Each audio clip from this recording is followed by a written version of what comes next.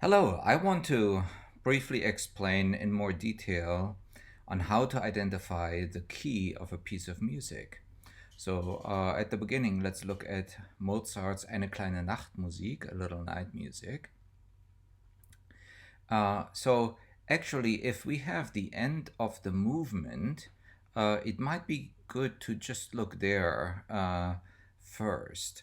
But before we do that, of course, we will identify the key signature. Now, the key signature can be an indicator of the key, but for sure there are two possibilities, the major key and the minor key that are associated with that key signature. In this case, could be one sharp is either G major or E minor. So now let's look at the end of this particular movement. It's right here. That's that first movement. And what we can see here, so we have, this is for string orchestra, so we need to know the clefs, lowest linus and bass clef, and there we have a G. Here we have alto clef, this is also a G, and here treble clef, and these are also Gs. So this seems to be a coda because it's simply a repetition of G. And there's probably a stronger cadence here at the end. So we can see D, F sharp, C, and we also have an A here. So that is a D7 resolving to a G chord. So there's a resolution to G. We need to look for dominant tonic resolutions. So if we now go to the beginning, we want to see, of course, that the piece also starts in G. And if the key signature matches with what we have at the beginning and at the end, then it's pretty clear of what the key is. Now here we have G, G, D, B, G, B, D, G, B, D. So basically in our heads or on extra staff paper, we can take the pitches that we find, stack them up in thirds so they go from line to line to line, or from space to space to space, depending on the clef and the register. But this is a G major triad. And if we follow the first two measures, it's all the G major triad. It's just arpeggiated.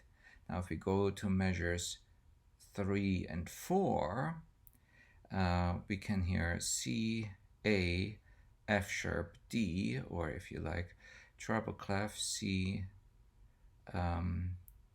A, F sharp, D. Basically, it's backwards spelled a D7, D, F sharp, A, C. So now a D7, a dominant seventh chord, a major minor seventh chord, that is a perfect fifth above, is usually a perfect fifth above the tonic, and D is a perfect fifth above G. So we have a 1 chord, we have a 5 chord, a 5-7 chord, and again we have G, G, B, D. So that resolves again to the tonic. So we have 1, 5, 7 to 1. It is very clear in this excerpt we are in G major. But let's look at a few examples where it is not quite so clear because the key signature may not indicate what the actual key is.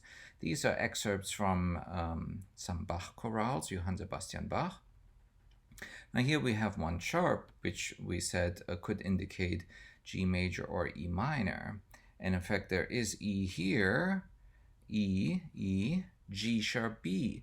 Now that's an E major triad. But we said, let's look at the end first. If there is the end, here in number 7 we don't have the end, but here at least we have a double bar. There is, seems to be a cadence. So here we have A, C, E, A, C, E, an A minor triad. And before that, we have E, G sharp, E again, E, G sharp, B, E, G sharp, B. So that is an E major triad. Now, E happened to be a perfect fifth above A, so we have a 5-1 resolution. So that is a dominant tonic resolution. So it seems like we are in A minor. Um, but what are all these accidentals here? Of course, when we are in a minor key, the composer uses extra accidentals to raise the seventh scale degree. So all the G sharps are the leading tone, is the leading tone. The G sharp is the leading tone. What is F sharp? Well, it's the raised sixth scale degree. So in melodic minor, not only the seventh, but also the sixth scale degree is raised. So we may as well have a few of those. But primarily, we would assume that if a piece is in minor, it's primarily harmonic minor. But it's hardly ever natural minor unless we are in the Renaissance or before the Renaissance. Then we may be in Aeolian. Anyways, in minor, we usually have a raised seventh scale degree. So this E7 here is also on the pickup, and on the first downbeat, it resolves to A, C, E. So A, C, E. So an E major triad resolves to an A minor triad, a 5-1 resolution at the beginning and at the end. That means we must be in the key of A minor, regardless of what the key signature says. Let's look at this. We don't have an ending here. We have in the key signature one flat, which would indicate F major or D minor. But right at the beginning, we have accidentals. And so we have an F sharp.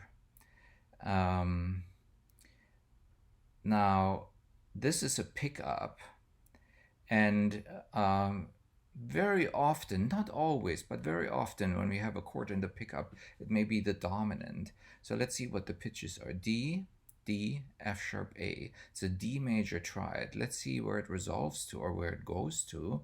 G, D, G, B flat. B flat is in the key signature. So G, B flat, D. So we are in the key of G minor because we have a D major triad resolving to a G minor triad, and D is a perfect fifth above G or a perfect fourth below G, so we have a dominant tonic resolution.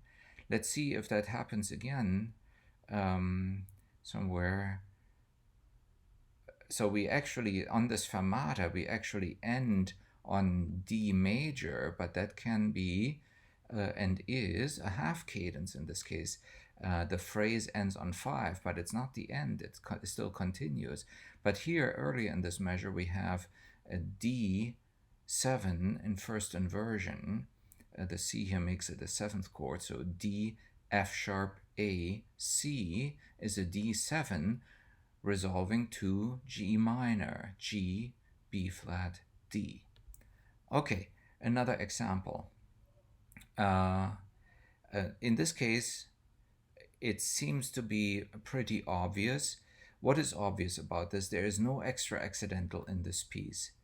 No extra accidental. That means that the key signature and its accidentals really carry the tonality of the piece. So the key signature would indicate A major or F sharp minor, and the end here is A, C sharp, E in A major triad. Before that must be the dominant of A perfect fifth higher is E, G sharp, B, D, and E7, a dominant seventh chord resolving to the tonic of A major. Now, here we actually have an example where on the pickup we also have the tonic, not the dominant.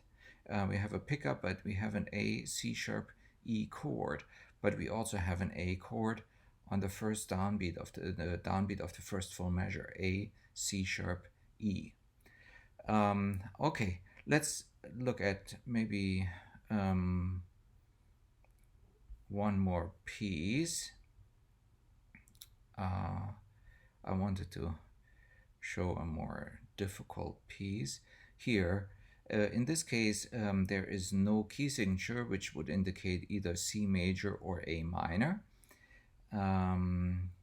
And it starts on an A minor triad and then goes to E major and back to A minor. So that seems to indicate A minor, and the G sharp is necessary to get the resolution, to have a leading tone, right? So let's see what we have here at the very end. So this may not be the end of the chorale, it may just be the end of the first phrase. And so we have on the first beat and the last measure an A chord, and then eventually it goes to an E chord, E, G sharp, B. So this ends on a half cadence, but it looks like this is in A minor. Let's see if I have another interesting piece. No, not so interesting, not so interesting. It's in G. Okay. Anyways, this is it. I wanted to show a few examples. So in short, we are looking for dominant tonic resolutions, and we can't always count on the key signature indicating the key in which we are in. The music has to have resolutions from a major triad or a major minor seventh chord to a chord, either major or minor, depending on whether we are in a major key or minor key, that is a perfect fifth below the root of the dominant. Okay, but the dominant must always be a major triad or a major minor seventh chord. Anyways, enjoy searching through your music and identifying keys. Bye.